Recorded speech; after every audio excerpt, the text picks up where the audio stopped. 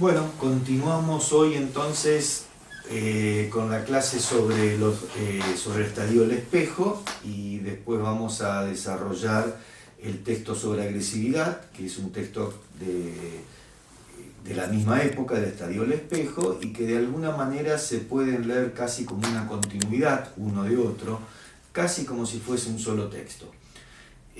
Bueno, también quiero comentar que posiblemente esta sea la última clase grabada. Yo espero en 2 jueves más, o sea, el jueves 26, espero ya estar en la facultad y poder hacer la clase presencial. Así que bueno, una vez más le agradezco a quien hace posible técnicamente esto, que es Gustavo Aranda, que por su buena disposición.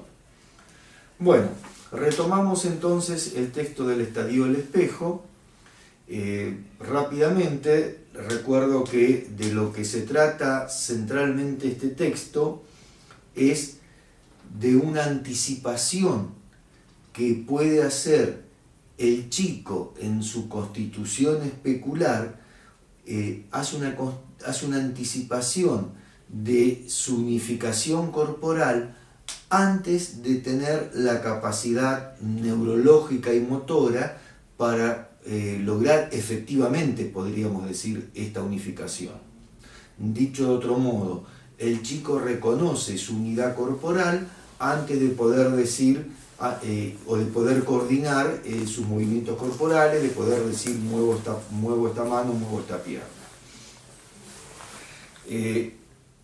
Entonces, en esta oposición entre anticipación perceptual y prematuración es que vamos a encontrar una matriz de todo lo que podríamos llamar la temporalización del sujeto. En este tiempo que va desde la insuficiencia a la anticipación, es que se produce una iancia, que una iancia quiere decir una abertura, una distancia, es una palabra que usa Lacan y que ustedes la van a encontrar en el texto, por eso la uso, una distancia entre el cuerpo y la imago. Recuerden que imago es la primera imagen constitutiva que logra el chico de sí mismo. ¿Cómo se verifica esta distancia entre el cuerpo y la imago, o sea, la representación que hay del propio cuerpo? Claramente donde vemos esto es, por ejemplo, en la anorexia. La anoréxica es alguien que se ve siempre gorda, ¿no? Puede estar pesando 35 kilos y ella va a decir que está gorda. O sea, hay una distancia entre lo que perceptualmente se puede verificar y la representación que tiene el sujeto de su propio cuerpo. Señalo esto también para que se entienda que esta distancia entre el cuerpo y la imago es una distancia que va a permanecer toda la vida, que por supuesto no siempre se da en la medida en que la podemos encontrar en la anoréxica, pero siempre vamos a encontrar alguna distancia, menor o mayor, siempre hay una distancia entre el cuerpo y la imago. Entonces, esta distancia, ese tiempo que va de la insuficiencia a la anticipación, podemos decir que es estructurante del sujeto.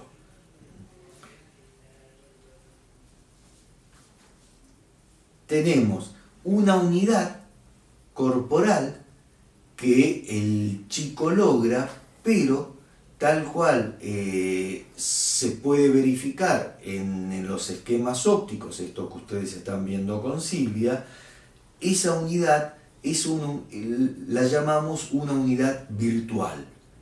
El chico se identifica a una imagen virtual de sí.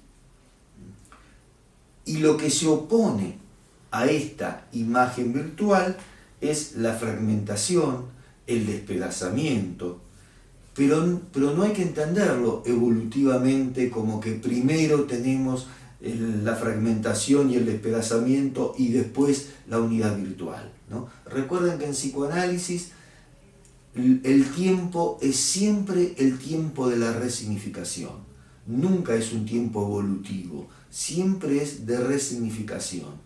Entonces, si hablamos de un despedazamiento y una fragmentación, lo hablamos a posteriori de haber conseguido esta unidad virtual. Esto es lo que se conoce como el fantasma de fragmentación, ¿no? Que ahora vamos a comentar algo de esto, pero podemos decir, el fantasma de fragmentación existe siempre en todo sujeto. Si se trata de un neurótico, este fantasma de fragmentación está reprimido. Como suele ocurrir, ¿no? Lo que se reprime en la neurosis lo vemos a cielo abierto en otras estructuras. En este caso podemos pensar en la psicosis, por ejemplo. En muchos brotes psicóticos, sobre todo los que se producen al comienzo de la adolescencia, el sujeto se mira en el espejo y ve su imagen fragmentada. Ve el brazo por un lado, la pierna por el otro. Por supuesto que esta es una experiencia con un desarrollo de angustia casi indescriptible, ¿no es cierto? Pero bueno, esto que vemos en la psicosis, que se nos presenta así, a cielo abierto, o sea, como un relato del sujeto, en la neurosis lo vamos a encontrar muchas veces apareciendo en los sueños o como fantasías inconscientes.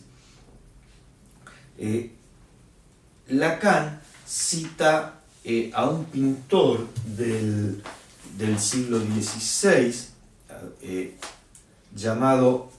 un pintor holandés siglo XV, llamado Jerónimo Bosco, que también se lo conoce así como Jerónimo Bosch, y se lo conoce como el Bosco.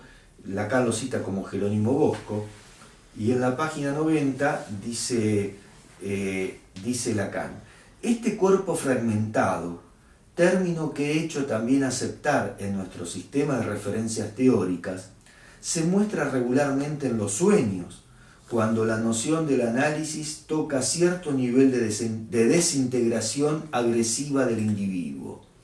Aparece entonces bajo la forma de miembros desunidos y de esos órganos figurados en exoscopía.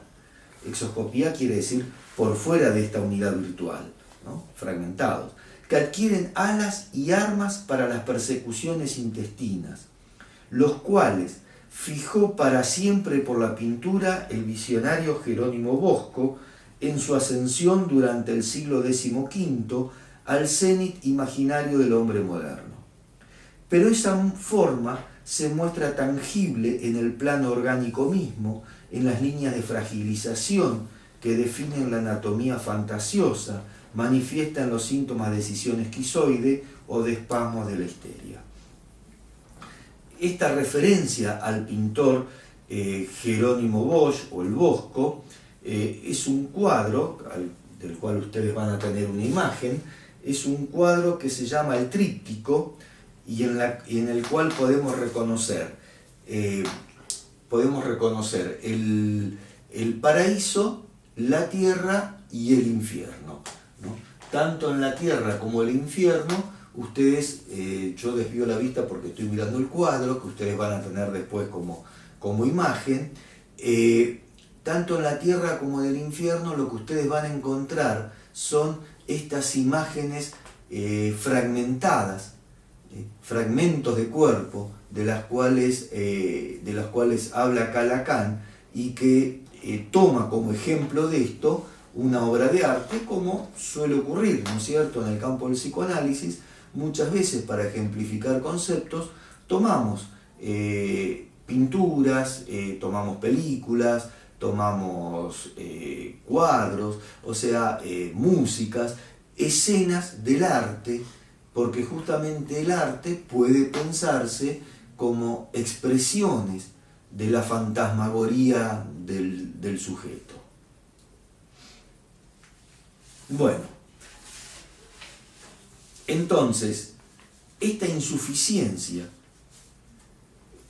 de la que habla Lacan a lo largo de este texto, solo se anota como falta en la medida en que aparece a posteriori de la unidad virtual.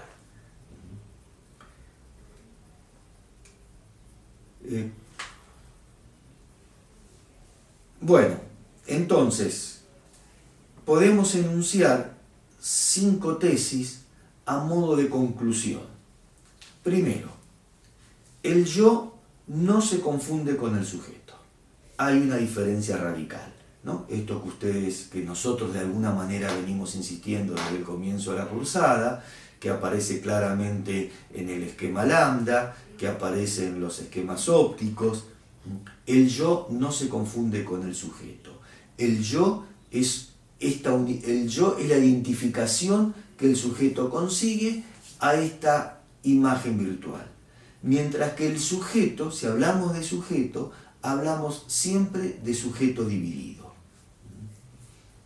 Dividido quiere decir escindido, quiere decir el sujeto que no se conoce a sí mismo.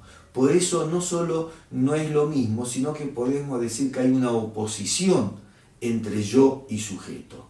El yo es el yo en el cual el sujeto se apoya como una unidad. Yo soy, ¿no? Pongan el adjetivo que quieran, ¿no? Yo soy bueno, yo soy malo, yo soy así, yo soy de esta forma. Yo me conozco a mí mismo. ¿Quién me va a conocer mejor a mí que yo? ¿No? Todas estas expresiones que Lacan en algún momento califica del reino de la yocracia, y que se oponen justamente a la idea del sujeto, la idea del sujeto dividido. No sé por qué soñé lo que soñé anoche, no sé por qué cometí tal lapsus. Son todas ideas que dan cuenta para el propio sujeto de su división subjetiva. Lo que ocurre es que es muy difícil para alguien, para cualquier sujeto, tener conciencia todo el tiempo de esta división subjetiva. Por eso el yo, que es engañoso siempre, es engañoso porque engaña con esta idea de unidad, pero el yo es necesario. Si no contamos con este yo, estaríamos todo el tiempo con una sensación de angustia por nuestra división subjetiva. Segunda tesis que podemos formular como conclusión: el yo no debe ser concebido por el principio de realidad. ¿Por qué? Porque el principio de realidad no es adaptación a la realidad como se suele entender. Freud dice que el principio de realidad no se opone al principio del placer. Es más, Freud dice que el principio de realidad es la garantía, el afianzamiento del principio del placer.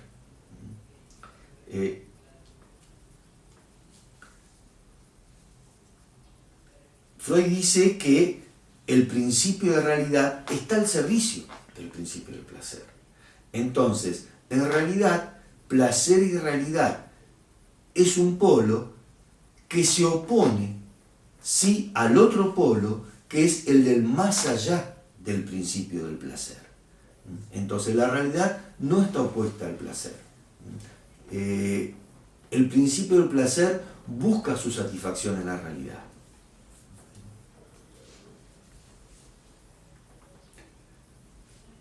Como tercera tesis, entonces, podemos decir: el yo está del lado del placer contra el ello pulsional, que es lo que va a amenazar la unidad virtual del yo. El yo está regido por el principio del placer, está regido por esta búsqueda de la homeostasis, ¿no? homeostasis quiere decir equilibrio, ¿no? Por esta búsqueda de la homeostasis, por esta búsqueda del equilibrio. Entonces, lo que el yo pretende es mantener su unidad a toda costa. Por eso no se puede contar con el yo para el análisis. No se puede pretender hacer una alianza con el yo, como postula, por ejemplo, la escuela del yo, y como muchas veces ocurre en la práctica clínica, aun cuando esto no sea así teorizado, ¿no? Cuando alguien quiere apelar al sentido común, por ejemplo, del yo, bueno, está suponiendo que el yo puede escuchar por fuera de todo conflicto. Cuando se pretende decirle a alguien, pero mirá que esto te puede hacer mal, por ejemplo, no hagas esto, no hagas aquello porque te puede hacer mal o puede ir en tu contra o puede implicar algo que te haga mal. Estamos apelando en ese caso al yo, ¿no? A este yo supuestamente autónomo que podría escuchar y podría entender lo que se le dice. Y lo que se está en esa formulación negando de hecho es que si el sujeto se ve dirigido, se ve compelido a hacer algo, es porque eso que no puede dejar de hacer está ligado al ello pulsional.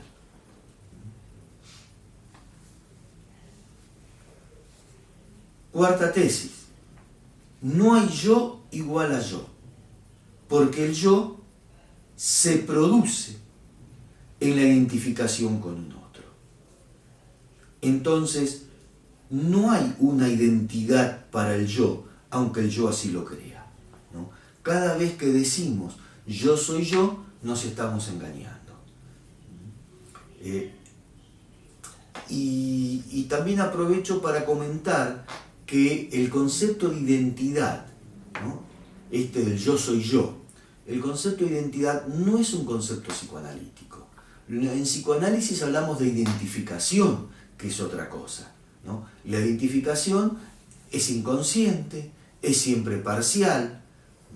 La identificación es tomar algo de un otro, algo me refiero a un rasgo, algo del otro y hacerlo propio. Mientras que la identidad, ¿no? Da idea de justamente de este yo cristalizado, ¿no? Del yo soy yo. Entonces, a este yo le oponemos el sujeto deseante, el sujeto que de alguna manera da muestra de su insuficiencia, de su falta, ¿no? Mientras que la unidad yoica es una ilusión. Por lo tanto, no podemos decir yo deseo, ¿no? El yo deseo es lo que se llama un oxímoron. Oxímoron quiere decir una frase que se contradice a sí misma, ¿no? Por ejemplo, decir la luminosidad de la noche es un oxímoron. Decir yo deseo es un oxímoron. Es algo que se opone a sí mismo. Porque cuando digo, por ejemplo, cuando yo digo yo me quiero a mí mismo, ese quererme a mí mismo en realidad ha tenido un origen en el otro. Si yo me puedo querer a mí es porque primero hubo un otro que me quiso. Y entonces me identifico a ese amor que ha tenido otro por mí. Cuando hablamos de deseo, de lo que estamos hablando es de la falta, de un sujeto dividido, de un sujeto en falta. Por eso no podemos hablar del yo deseo y en la clínica tampoco le podemos preguntar a un sujeto, a un paciente, ¿qué desea? ¿No? ¿Qué deseas para vos o qué deseas para tu vida? No lo podemos preguntar, por lo menos de esa manera.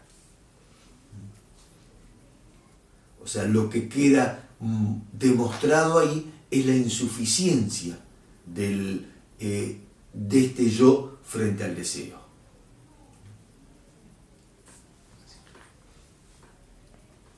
Y cada vez que aparece una formación del inconsciente, lo que se muestra es cómo el yo tropieza. Porque si yo me pregunto, por el sueño que tuve anoche o por el lapsus que tuve hace un momento, si me pregunto por eso es porque en ese punto me desconozco. Entonces, el yo tropieza, ¿no? Ya no sabe quién es. ¿Quién soñó anoche? ¿Soñé yo? No, no soñé yo. Soñó el sujeto, no el yo. Cuando hay un lapsus, lo mismo. El que comete el lapsus es el sujeto, no el yo. El yo ahí no se reconoce. Entonces, podemos decir también, no hay, como quinta tesis, no hay posibilidad de encuentro con sí mismo si no es a través de un otro. Siempre está mediada la relación a través de un otro.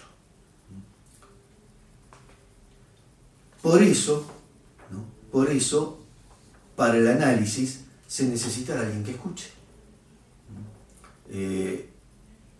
El único que se pudo autoanalizar fue Freud, porque bueno, fue el primero. Fue el fundador del psicoanálisis, entonces él no tuvo posibilidad de analista, ¿no? Hay un analista francés llamado Octave Manoni que dice que el análisis de Freud lo hizo a través de la correspondencia con Fliess. Es una tesis interesante, podemos acordar o no con esa tesis, con esa hipótesis, mejor dicho, pero de todos modos es interesante porque lo que muestra es que siempre se necesita un interlocutor para el análisis. ¿Por qué? Porque no es lo mismo que alguien se siente a pensar y a reflexionar sobre sí que le hable a un otro. En el hablar a un otro, el sujeto se puede escuchar a sí mismo, puede cometer lapsus, el otro puede escuchar la forma en la que el sujeto dice las cosas, el estilo que tiene, las repeticiones que se van produciendo en el discurso. Entonces, insisto, no hay posibilidad de encuentro con uno mismo si no es a través de un otro. Y lo paradójico es que entonces, cuando le hablamos a un otro, hay algo del sí mismo que se pierde.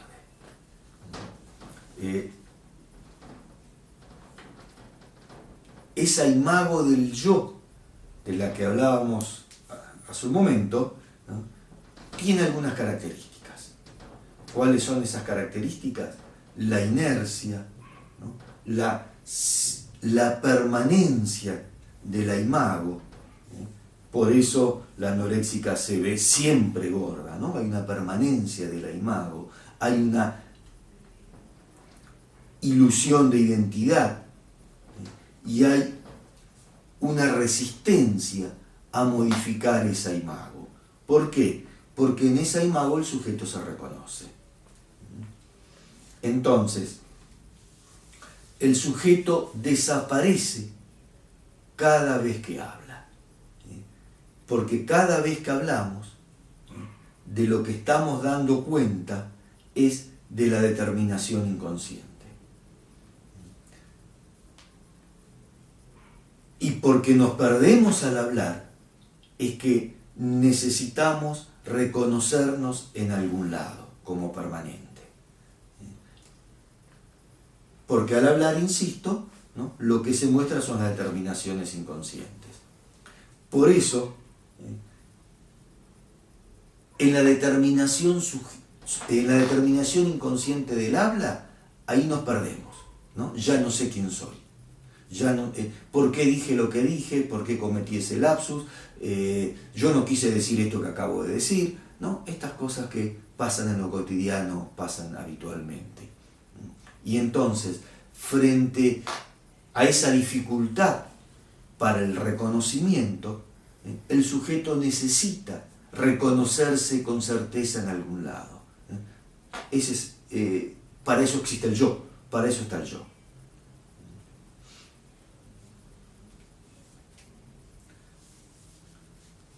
Recuerden que una de las tesis fundamentales de Freud sobre el trauma es que lo traumático es todo aquello que el yo no puede elaborar.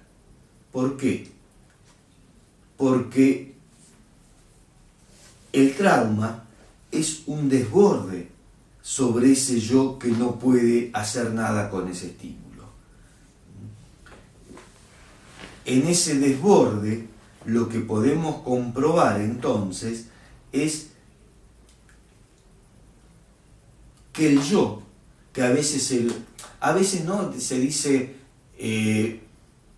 se habla de un sujeto como inmaduro, se dice que un sujeto es inmaduro, ¿no? El yo siempre es inmaduro. O sea, la supuesta inmadurez la tenemos todos. El yo siempre es inmaduro porque siempre hay algo con lo cual el yo no puede. Siempre hay algo que puede desbordar al yo, siempre hay algo con lo cual el yo va a encontrar un obstáculo. En ese punto podemos decir el yo es siempre inmaduro.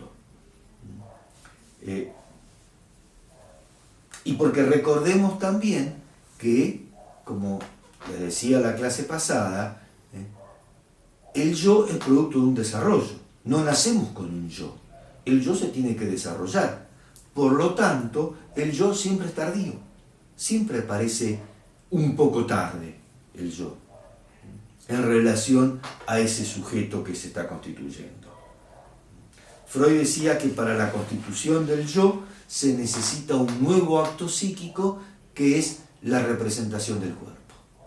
O sea, se necesita un nuevo acto psíquico. Otra vez estamos en este punto de la constitución yoica, pero constitución siempre tardía. Podríamos decir, antes que el yo está el sujeto. ¿Por qué? Porque el sujeto ya tiene un lugar antes de nacer. Ya hay un lugar simbólico, ¿no? De esto que veíamos en las primeras clases, ya hay un lugar simbólico que lo espera al sujeto antes de que el sujeto llegue al mundo. Entonces, el sujeto tiene existencia desde el mismo momento en que el chico nace, o incluso antes, podríamos decir, ¿no? ¿Tiene existencia dónde o cómo? En el discurso del otro. En el discurso del otro ya hay existencia para el sujeto. Cuando la madre está embarazada, cuando la mujer está embarazada y sueña con su bebé y elige un nombre antes de que nazca y lo sueña de una manera o de otra, se lo imagina de una manera o de otra, ya le está dando existencia a ese sujeto por venir. Ya le está dando una existencia. Entonces, el sujeto existe antes incluso de su llegada al mundo, mientras que el yo es tardío. El yo se tiene que poder constituir en el desarrollo.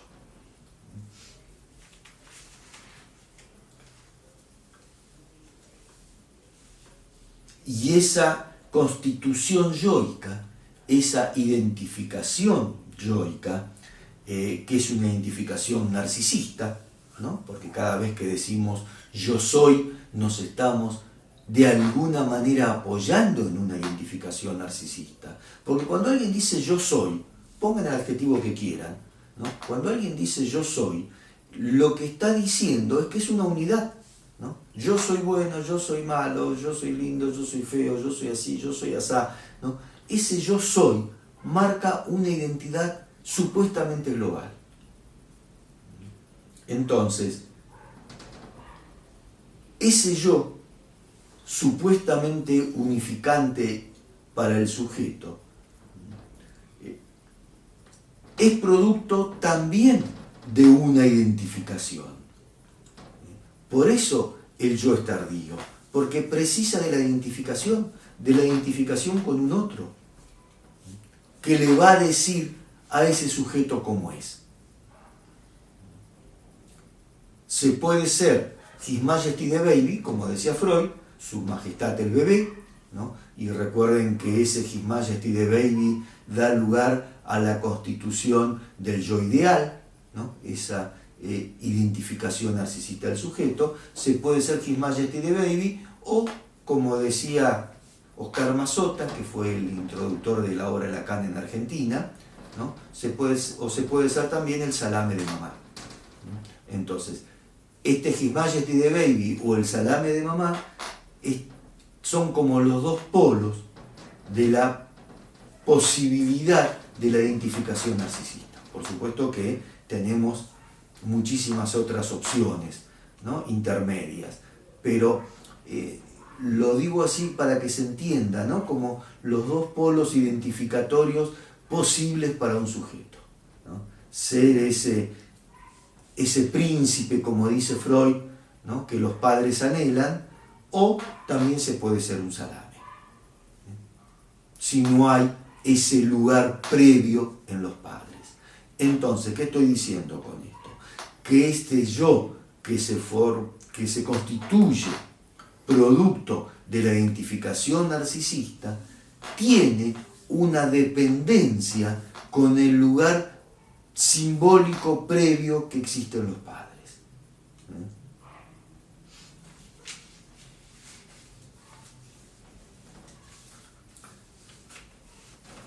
Entonces, la identificación es a un otro. En este caso, si hablamos de una identificación especular, estamos hablando de un otro con minúscula, ¿no?, porque el yo se identifica al otro que le devuelve su imagen, ¿no? En este caso es un otro con minúscula, pero que depende la ubicación, la identificación del sujeto a ese otro con minúscula, va a estar en una relación de dependencia con el otro con mayúscula.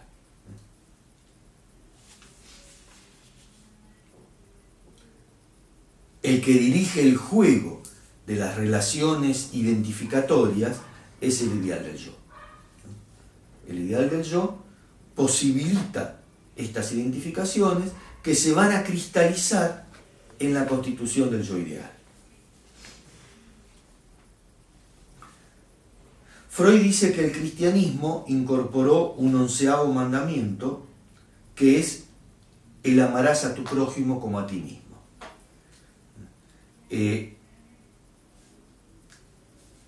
Ahora, a partir de todo esto que acabo de decir, pensemos entonces qué posibilidad hay de cumplir con este mandamiento, de amar al prójimo como a uno mismo. Porque estructuralmente es a la inversa. El yo se constituye en relación al otro. Entonces, el yo está sostenido en el prójimo.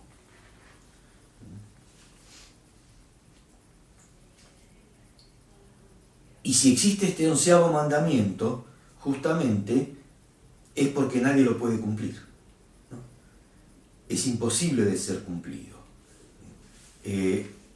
¿Por qué? Y esto lo vamos a ver, ¿no?, ahora en un ratito, porque esta relación constitutiva con el otro genera inevitablemente una tensión agresiva. ¿Por qué? Porque si yo soy otro, en el origen, si yo soy otro, ¿cómo hago para sostenerme en mi yo? ¿Cómo hago para separarme de esa imagen del otro que me constituyó? Y para poder tener esa ilusión de que yo soy yo. Para esa separación se necesita inevitablemente, estructuralmente, algo de una tensión agresiva, ¿no? Que esto lo vamos a ver ahora a continuación, en un ratito, en este texto sobre la agresividad, que yo le decía, ¿no?, que justamente Lacan se ve necesitado a hablar de la agresividad después de haber hablado sobre el estadio del espejo.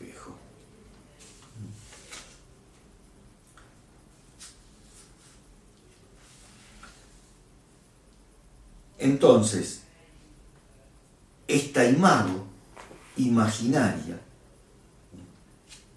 es el producto de la falla o del defecto de lo simbólico. ¿Por qué falla o defecto de lo simbólico?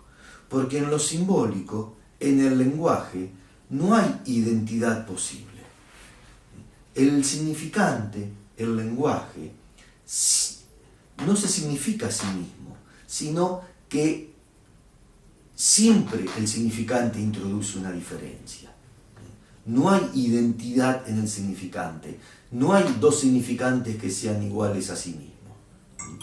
Si yo, por ejemplo, digo Freud es Freud, no es una redundancia. No estoy siendo redundante, Freud es Freud. Porque el segundo Freud no es igual al primero. Estoy diciendo algo de Freud. Si yo digo, Freud es Freud, estoy diciendo algo de Freud. Entonces, no hay identidad a partir de los significantes.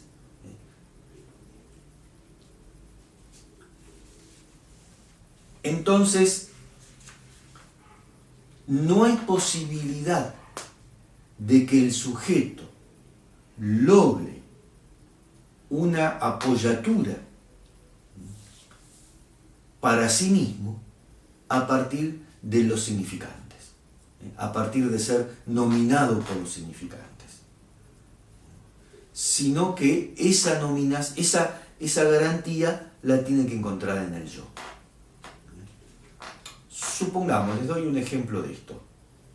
Supongamos que ustedes no me conocen y yo les dijera, bueno, mucho gusto, acá me presento, yo soy Rubén. Bueno, ustedes dirán, sí, mucho gusto, y yo no estoy diciendo nada de mí, ¿no? Lo único que estoy diciendo es nombrándome a mí mismo. Pero al mismo tiempo intento afirmarme en ese nombre, en un nombre que no dice nada, ¿no? Pero que al mismo tiempo me marca simbólicamente. Ahora, cuando yo quiero decir algo de mí, si yo le dijera, por ejemplo, yo soy bueno, ustedes con todo derecho me preguntarían cómo es que decís tal cosa, ¿no? ¿Por qué decís semejante cosa? Entonces, ese yo soy bueno, en el cual el yo intenta afirmarse, puede ser cuestionado, puede ser interrogado. Ahora, ¿por qué? Porque ya estoy diciendo algo de mí. Ahora, el nombre propio en el cual todos nos apoyamos, ¿no? Y que parece que estuviera diciendo mucho, no dice nada. Esto es lo paradójico. Lo que no se puede interrogar, que es el nombre propio, no dice nada del sujeto. Y aquello en lo cual un sujeto puede apoyarse, que es en el yo soy, eso sí puede ser interrogado. Entonces, el yo pretende resolver la falla en lo simbólico. ¿Cuál es la falla simbólica? Esta de que el sujeto no encuentra apoyatura en lo simbólico. Pero este intento de resolución a través del orden de lo imaginario, ahí donde el sujeto quiere lograr la consistencia, tampoco la logra, ¿no? Porque eso puede ser interrogado. Cada vez que alguien dice yo, ese yo se puede interrogar.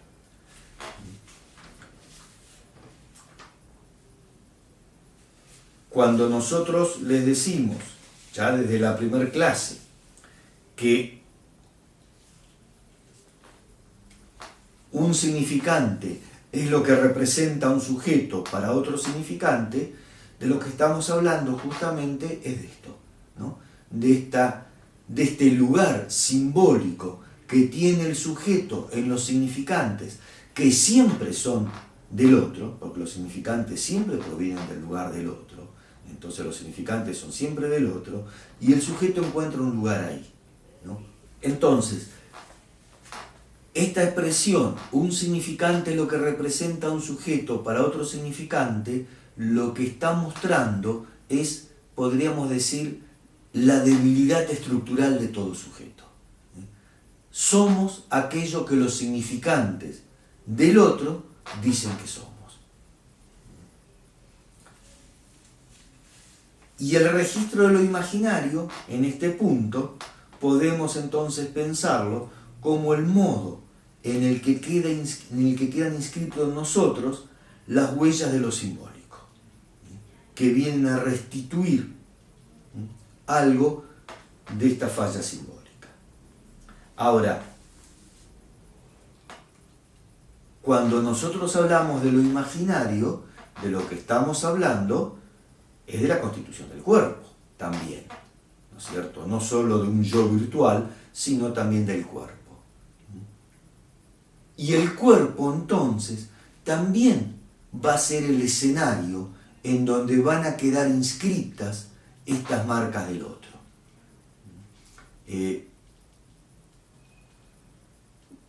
Vuelvo al ejemplo de la anoréxica porque creo que es el más claro.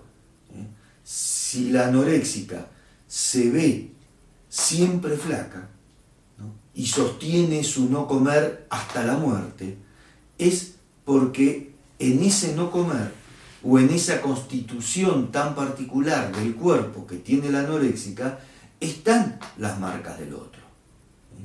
En este caso podríamos decir está el no alojamiento en el deseo del otro, que el sujeto lo vivencia en su cuerpo, no solo en lo que puede sentir, en lo que puede decir, sino está vivenciado en el cuerpo. Entonces, el cuerpo también va a ser escenario de las marcas del otro.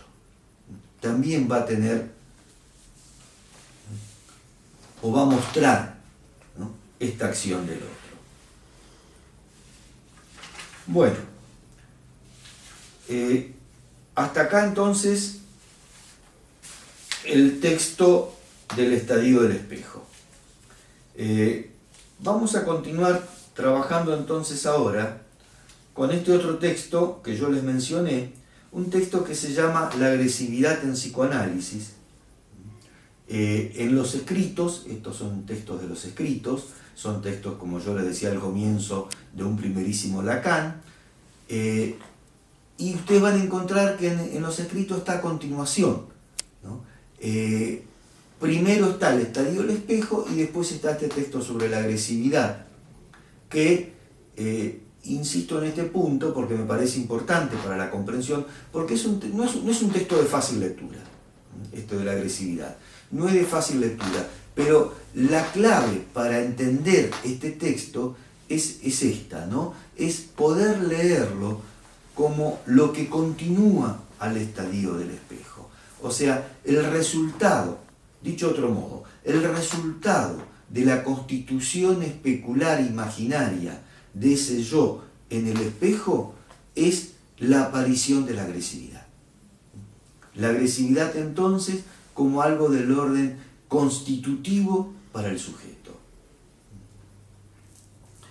Y en este punto, Lacan también se separa y critica a los post-freudianos. ¿Por qué? Porque los post-freudianos, los kleinianos en particular, la escuela inglesa, siempre pensaba a la agresividad como un concepto ligado a la muerte, ¿no?, como un concepto ligado a la pulsión de muerte.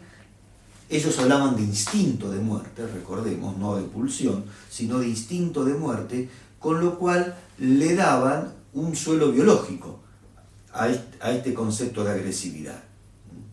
Se pensaba que el instinto de muerte tenía una existencia biológica y que la agresividad era producto de este instinto de muerte.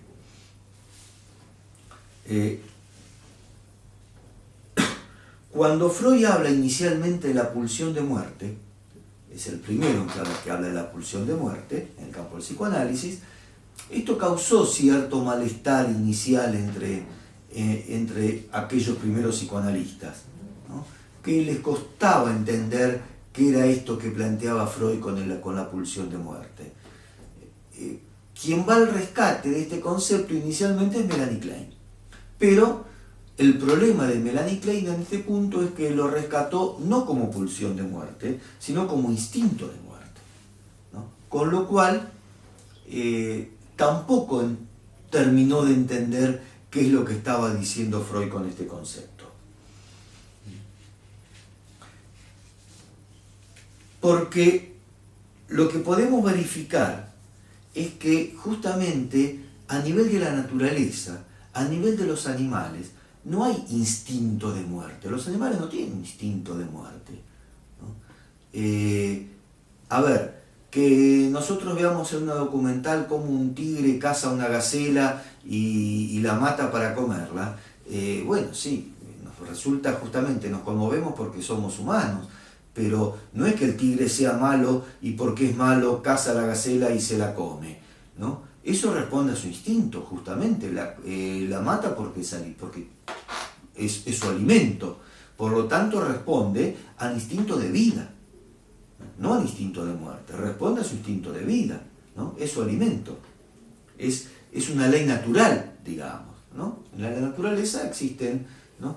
Todas las especies, digamos, tienen sus predadores, o la mayoría de las especies tienen sus predadores. Pero entonces, podríamos decir que en la naturaleza o en la genética no hay nada que pueda asimilarse a este concepto del instinto de muerte. Con lo cual, un primer movimiento que hace Lacan es desprender el concepto de agresividad del concepto de pulsión de muerte. En este texto vamos a ver cómo Lacan va a resituar el tema de la agresividad y no lo coloca como un representante de la pulsión de muerte, sino que lo va a ligar al narcisismo. Y más precisamente lo va a ligar a la identificación narcisista. Algo que ya había hecho Freud también, ¿no? En el capítulo sexto de Malestar en la Cultura, va a decir Freud, leo una frase de Freud. Pero aún donde aparece sin propósitos sexuales, aún en la más ciega furia destructiva, no se puede dejar de reconocer que su satisfacción se acompaña de extraordinario placer narcisista, pues ofrece al yo la realización de sus más arcaicos deseos de omnipotencia. ¿Qué está diciendo Freud? Que la destrucción del objeto, la destrucción del otro, eso que él llama la furia ciega, está acompañado de un placer narcisista. Y no solo placer narcisista, sino de un deseo omnipotente del yo de destruir al otro. Pero no por una pulsión de muerte, sino por un placer narcisista. O sea, la destrucción del otro está ligado al narcisismo del sujeto. Con lo cual no está representando ahí ningún instinto de muerte. Podríamos decir entonces, pensando en el texto que trabajamos sobre el estadio del espejo, la agresividad es un efecto del rechazo del sujeto a quedar identificado al cuerpo fragmentado.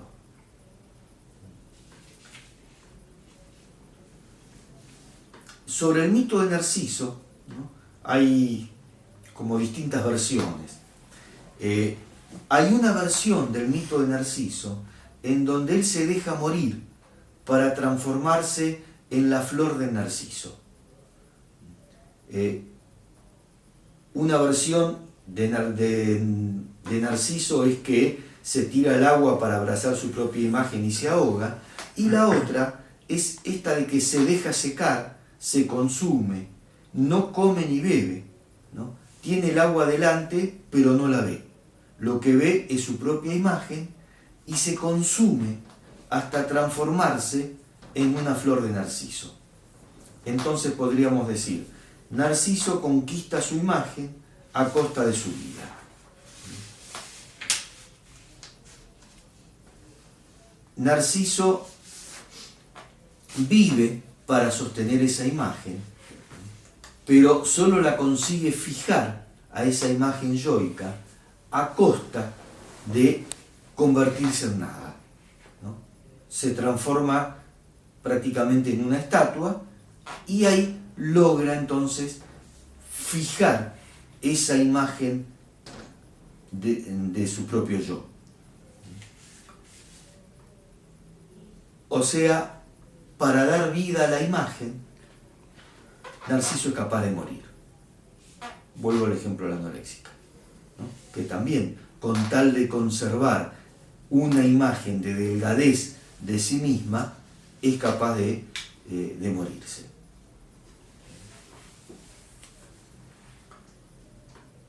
O sea, esto lo que muestra es la ligazón entonces de la agresividad al narcisismo. Y no la agresividad volcada hacia el yo, en este caso, ¿no? Porque alguien que se deja morir es la agresividad volcada hacia el propio yo, pero no es que se quiera, a ver, cuando la anoréxica no come, no es que quiera morir, no es que se quiere morir, es un error pensarlo así, ¿no? No se quiere morir la anoréxica, sí, puede morirse, pero no es que se quiera morir. Lo que la anoréxica quiere es conservar su imagen, esa imagen narcisista de su yo. Y es muy distinto pensar la clínica de alguien pensando que se quiere morir a pensar que lo que quiere es conservar su imagen narcisista. Es muy distinto.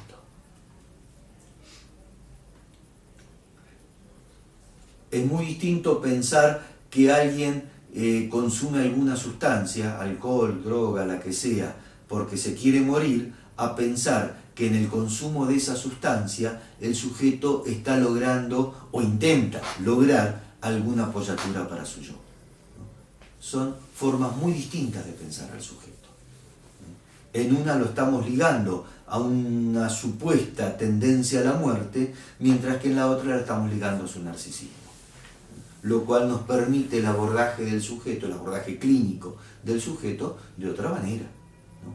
Porque si lo que podemos leer es que el sujeto intenta sostener algo de su yo, entonces ese acto de no comer, ese acto de consumir un objeto, lo podemos entender como una demanda del sujeto al otro.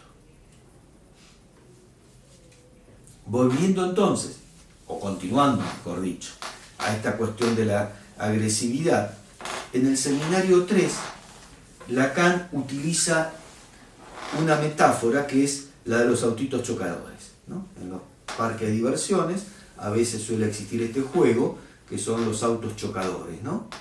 Y Lacan dice así: si producen tanto placer, eso de estarse chocando debe ser algo fundamental en el ser humano.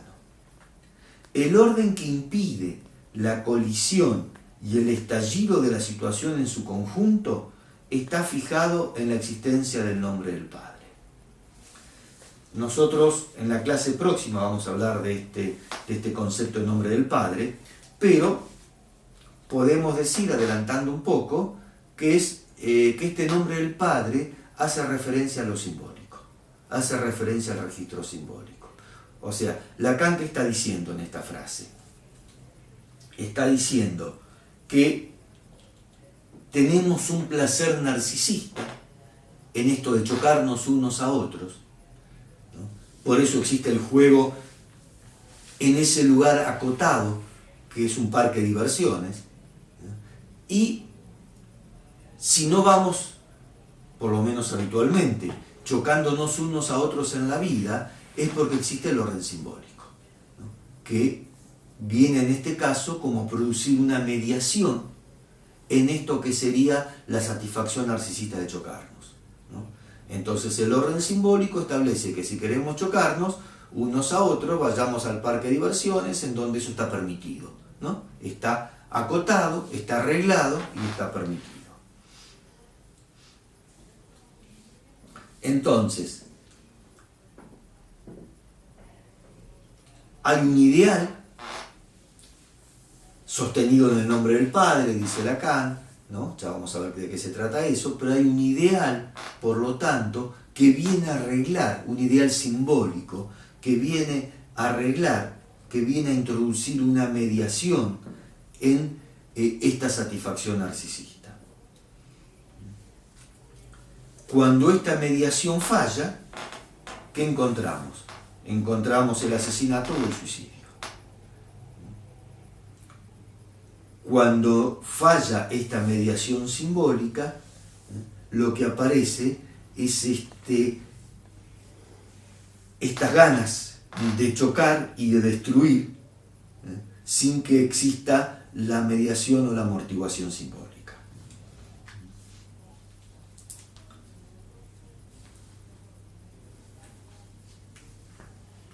Entonces, el interés que pueden tener los objetos para un sujeto no es simplemente porque sean objetos de la necesidad, como puede ser, por ejemplo, el alimento, sino que los objetos del mundo, todos, hasta los más básicos como el alimento, tienen siempre un pasaje por el otro. Si nos interesan es porque primero le interesaron a un otro.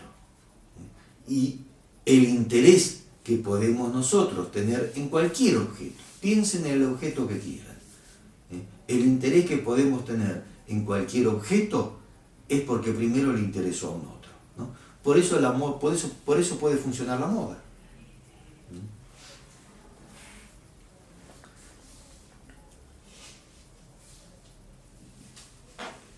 Entonces, es el deseo del otro el que va a marcar a los objetos y el que va a marcar el interés del sujeto por los objetos. Dicho de otro modo, nos interesan los objetos porque le interesan al otro. Y cuando aparece algo del orden de la agresividad, es porque lo que se está ahí poniendo en juego es esta intencionalidad de atentar contra esa imagen unificada del otro.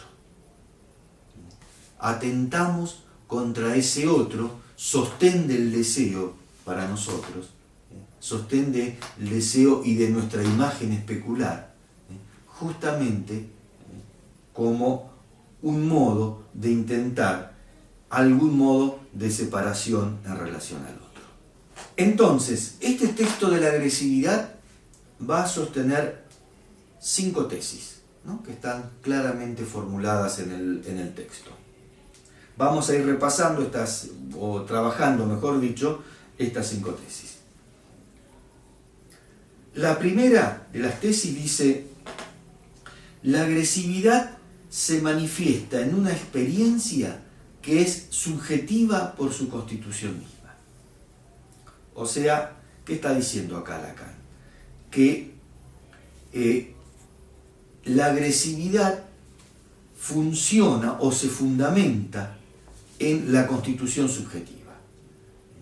En esta época, Lacan todavía habla de la intersubjetividad.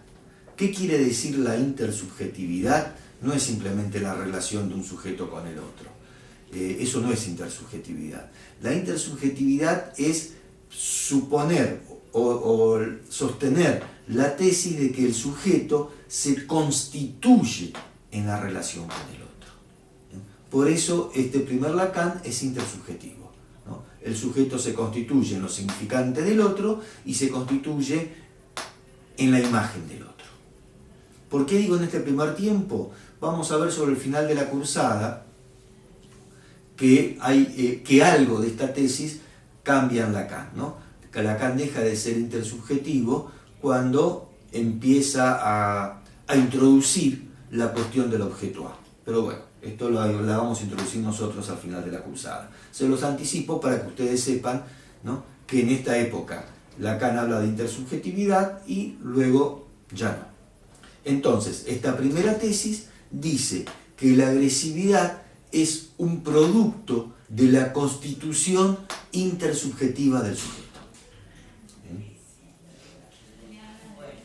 La segunda tesis va a decir que la agresividad en la experiencia nos es dada como intención de agresión, ¿no? Intención de agresión y como imagen de dislocación corporal.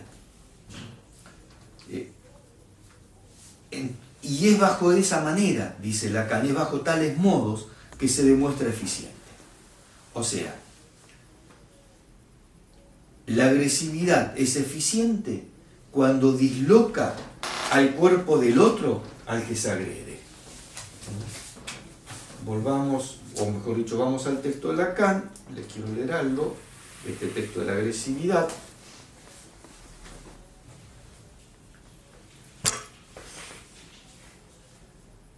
Dice, hay un ejemplo, fíjense qué interesante, hay un ejemplo que se los voy a leer. Dice, la eficacia propia de esa intención agresiva es manifiesta. La comprobamos corrientemente en la acción formadora de un individuo sobre las personas de su dependencia. La agresividad intencional roe, mina, disgrega, castra, conduce a la muerte. Y entonces pone el ejemplo de una madre que le dice al hijo, y yo que creía que eras impotente, gemía en un grito de tigresa una madre a su hijo que acababa de confesarle, no sin esfuerzo, sus tendencias homosexuales. Y podía verse que su permanente agresividad de mujer viril no había dejado de tener efectos. Siempre nos ha sido imposible en casos semejantes desviar los golpes de la empresa analítica misma. O sea, Lacan acá nos está ofreciendo un ejemplo de una agresividad manifiesta de una madre hacia el hijo. O sea, no hay relación humana que esté carente de agresividad. Y en este ejemplo, fíjense, ¿no? El hijo, dice, cuenta Lacan, no sin esfuerzo, le cuenta a la madre de su homosexualidad, y la madre, ¿no?, dice, y yo que creía que eras impotente. O sea, ¿qué le está diciendo? Que lo prefiere impotente antes que homosexual. O sea, prefiere la impotencia, o sea, la insuficiencia corporal del hijo antes que saberlo homosexual, ¿no? Entonces, ejemplo de esto que dice acá Lacan, de cómo se disloca el cuerpo, ¿no?, al que uno agrede. Y a página siguiente vuelve a dar el ejemplo de este cuadro del que hablamos hace un rato, de este cuadro, de este tríptico de Jerónimo Bosch, El Bosco, lo vuelve a poner como ejemplo de estas fantasías de dislocación corporal.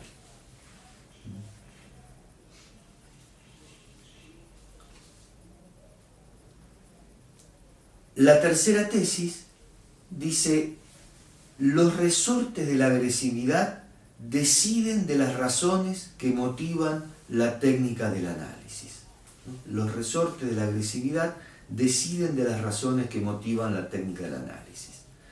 ¿A qué se refiere con esto? Acá está hablando concretamente del uso del diván. ¿Por qué? Porque justamente el uso del diván, una de las cosas, no la única, pero una de las cosas que puede evitar, digamos, o por lo menos acotar, son estas manifestaciones agresivas del sujeto. Dice Lacan, página 99 de este texto, ¿qué preocupación condiciona pues frente a él la actitud del analista? La de ofrecer al diálogo un personaje tan despojado como sea posible de características individuales. Nos borramos, salimos del campo donde podría percibirse este interés, esta simpatía, esta reacción que busca el que habla en el rostro del interlocutor, ¿no? Ocultamos lo que puede delatarlo, nos despersonalizamos, o sea, nos sustraemos, dice Lacan, de la mirada del paciente. Al sustraernos de la mirada del paciente, ¿no?, logramos sustraernos, en parte por lo menos, de lo que provoca la presencia de la imagen. ¿Por qué? Página siguiente, dice Lacan, ciertamente en una más insondable exigencia del corazón es la participación en su mal, lo que el enfermo espera de nosotros. Pero es la reacción hostil la que guía nuestra prudencia y la que inspiraba ya a Freud su puesta en guardia contra toda tentación de jugar al profeta. Solo los santos están lo bastante desprendidos de la más profunda de las pasiones comunes para evitar los contragolpes agresivos de la caridad. Fíjense, los contragolpes agresivos de la caridad. Bueno, y después sigue Lacan con otros, en este mismo punto, con otros párrafos sobre esto. O sea, ¿qué nos está diciendo Lacan? Que la bondad, la caridad, la comprensión, todo eso, lo que puede producir en el otro, es justamente una reacción agresiva, ¿no? Fíjense qué paradójico que puede sonar esto, pero que es producto, ¿no? Que si lo pensamos en la experiencia cotidiana lo podemos encontrar, ¿no? Esto de que habitualmente se escucha, ¿no? Pero yo que fui tan bueno con él, y él ¿por qué me responde así? ¿No? Y justamente por eso, ¿no? Porque fui bueno con él, es que él me responde agresivamente. La bondad y la caridad, ¿no? Pueden despertar la agresividad del otro. ¿Por qué? Porque el otro no nos pide que seamos buenos ni caritativos. Y si somos buenos y caritativos, ¿no? Lo que producimos es que el otro aparezca en falta, ¿no? No puede ser tan bueno y caritativo como lo somos nosotros. Entonces, lo que eso produce es la reacción agresiva, ¿no? Otra vez, y esto dice Lacan, es uno de los fundamentos del uso del diván en el psicoanálisis. O sea, otra vez encontramos la agresividad ligada a cuestiones narcisistas, ¿no? Porque el ser bueno o el ser caritativo tiene que ver justamente con una cuestión narcisista.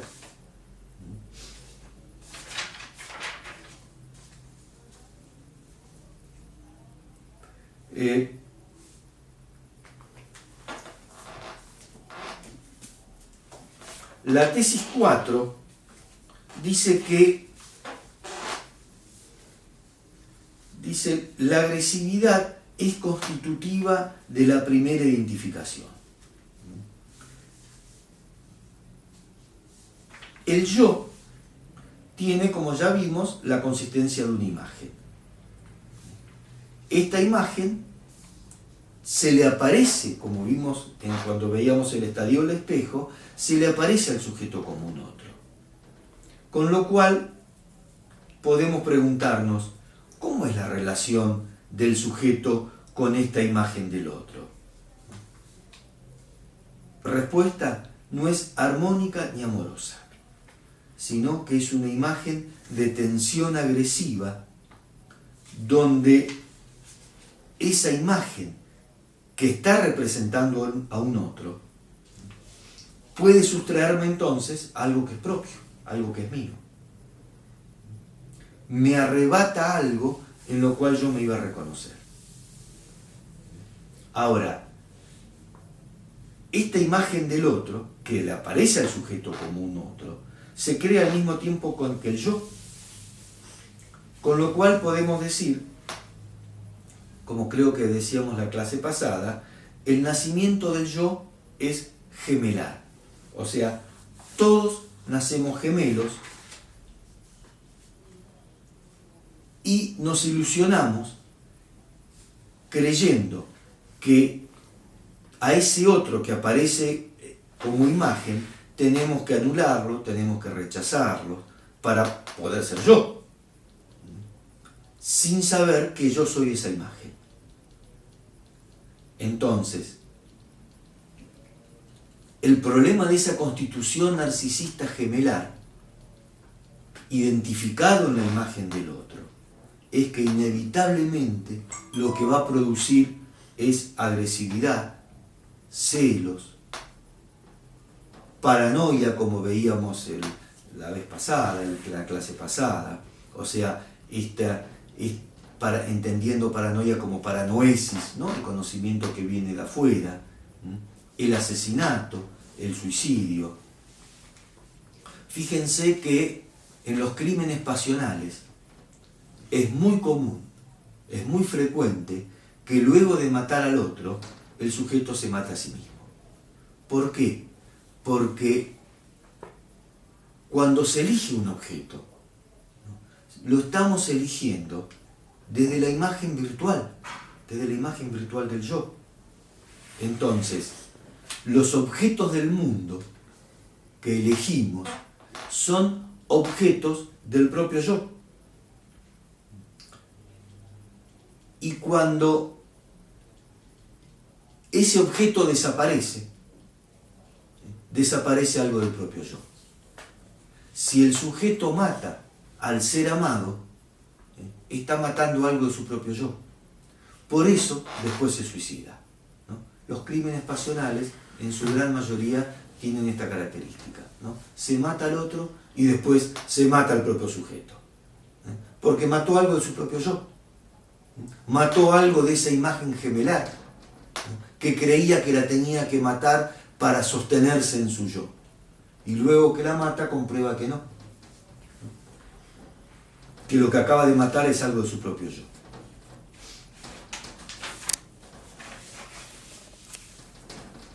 Bueno, y para ir concluyendo entonces,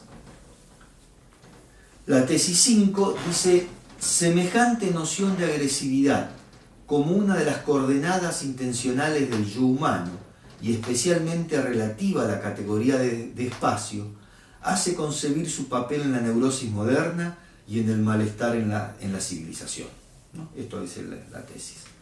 O sea,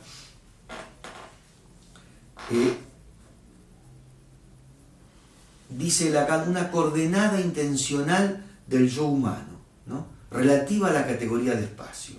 O sea, la agresividad, insisto, es tensión narcisista en relación a una categoría espacial. O sea, ¿es el yo o es el otro? ¿Soy yo o es el otro? No hay espacio para los dos. Entonces el yo va a comprender que ese espacio ocupado por el otro es un espacio que el yo tiene que defender, que es un espacio propio en donde pareciera que se superponen el espacio del yo y el espacio del otro. Entonces, se tiende a la agresividad y a la desaparición del otro como un modo, entre comillas, de defensa del propio yo. Por eso, la constitución especular tiene como correlato inevitable la agresividad, o yo o el otro. Porque si no me puedo desprender agresivamente de la imagen del otro, pareciera que me pierdo en ese otro. Hay algo, para terminar ya, hay algo muy frecuente, muy común que sucede, ¿no? Que una madre le pregunta al hijo: ¿querés comer? Y el chico dice que no y abre la boca. ¿Por qué dice que no y abre la boca? Y pide la comida, diciendo que no. Porque es como si le estuviera diciendo a la madre: sí quiero comer, pero quiero comer porque yo quiero, no porque vos me lo ofrecés o me lo pedís. ¿Cómo? Porque yo, y subrayo el yo, porque yo quiero. O sea, el sujeto necesita sostenerse en ese yo, con esa ilusión de autonomía, ¿no? ¿Cómo? Porque yo quiero y a vos te digo que no. Entonces, esto es tensión agresiva, ¿no? Este es el origen narcisista de la agresividad a la que hace referencia Lacan en este texto. El yo necesita sostenerse en su propio yo y para eso necesita de alguna manera, ¿no?, separar o matar, si se quiere, entre comillas, lo digo metafóricamente en este caso, ¿no?, a ese otro que le aparece en el espejo siempre como amenazante, ¿no? Esto es lo paradójico. En la imagen del otro que el yo se constituyó, le aparece como amenazante, ¿no? Porque parece que fuera o yo o el otro. Bueno, concluyo acá mi parte de la clase, ahora va a continuar Silvia. Les recuerdo entonces, el jueves que viene no tenemos clase teórica porque es semana de los parciales, y para el jueves siguiente, jueves 26, ¿no? Espero que nos podamos encontrar en la facultad. Nuevamente, gracias a Gustavo que posibilitó hasta acá esta forma de comunicarnos con ustedes. Bueno, hasta luego.